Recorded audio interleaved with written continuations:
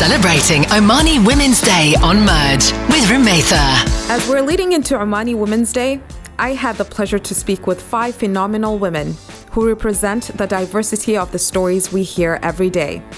From a mother who fought her way to go back to school after 27 years, to professionals in male-dominated positions, to a frontliner who contracted COVID and came out stronger.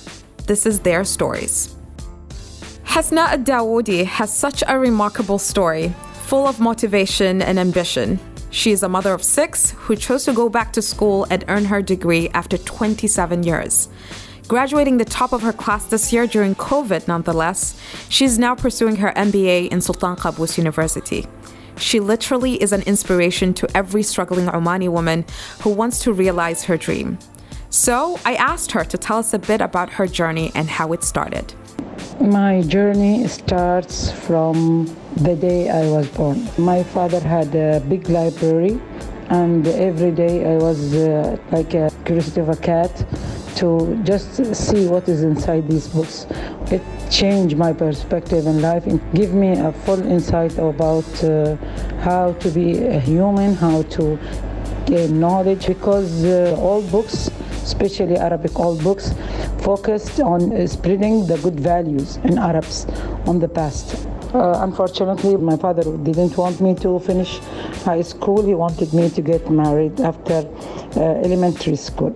So that situation, one of the major shocks in my life, because I went just to study, and when I came back, I found myself a married woman. At that time, nobody can argue in my father's face and told him that we do not want that for our daughter. My family was speaking to me, pay attention to your husband.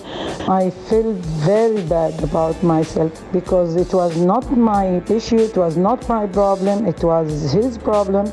And I accepted all that, and I said I will accept my situation and I will do my best to be the best wife, to be the best mother. After 15 years of our marriage, I took the courage to ask him that question: will you allow me to step up and go to find my future? To go back to pursue school after 27 years, I asked her what was the most challenging thing she had to do. It was a life experience and a life journey. I loved every moment of it. I cannot say it was challenges. No, it's like you giving a treat to a child. If you take a treat from him for a long time, and after 6 months you will give him one sweet, he will be very happy as he found a star from the moon. That was my situation. When I told my husband about my plan to continue my study, he said, I cannot afford to give you money. I told him I will not ask you for 1 riyal. And this is one of my challenges to myself. If you are really independent and you said you are independent, you should be totally independent. Small challenges, if we want to focus on it, will be balancing between my responsibilities as a mother and my studies. Because it was hard work for a mother to go from her house, taking a road almost 500 kilometers 3 times a week, and leaving your children alone, sometimes with a housemaid, sometimes with your mother. You feel, you left your duties, you left your responsibilities to others. But I managed to take it away because I told myself, I just want to take 2 years to myself. And Alhamdulillah Rabbil Alameen, I managed to balance my daily work at business and also with my home duties as a mother. Also, I managed to make my husband accept these rules, these new rules in my life. It is shaped around us that the woman's responsibility, first and only responsibility and delegation, is to her husband, children, and house. And that is totally wrong.